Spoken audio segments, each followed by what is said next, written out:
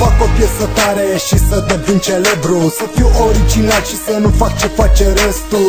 Și vezi tu, n-am reușit, dar am ales în continuare să cânt ceea ce simt, că nu m-am oprit, deși am zis că o fac. Muzica mă ține în viață, iar voi mi-ați arătat că deși nu pot să stau drept în fața voastră, pentru voi sunt ca un zi ce nu o să cadă niciodată. Voi mi-ați dat aripi și m-ați învățat să zbor, pentru că vreți să mă ridic deasupra tuturor.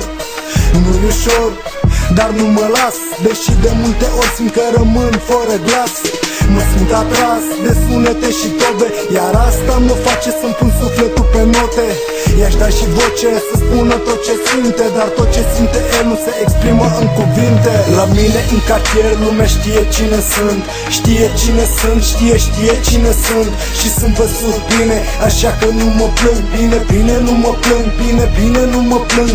La mine în cartier lumea știe cine sunt, știe cine sunt, știe cine sunt. Și sunt văzut bine, așa că nu mă plâng.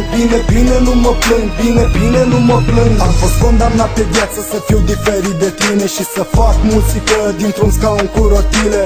Nu mi-e rușine, ba chiar mai mult, o să lupt să recâștig tot ce am pierdut, o să-mi iau înapoi publicul și fanii și scenele pe care mă aplaudau rivalii.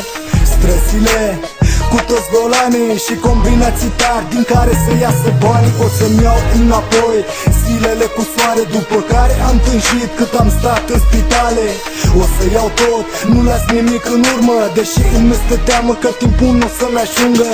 Mă uit în fugă, după o șansă, am un viitor în față și văd că mă așteaptă o nouă viață. Și cine știe, poate un copil să-mi poarte numele cu mândrie. La mine în cartier lumea știe cine sunt, știe cine sunt, știe cine sunt. Și sunt văzut bine, așa că nu mă plâng. Bine, nu mă plâng, bine, nu mă plâng. La mine în cartier lumea știe cine sunt, știe cine sunt, știe cine sunt. Și sunt văzut bine, așa că nu mă plâng. Bine, nu mă plâng, bine, nu mă plâng.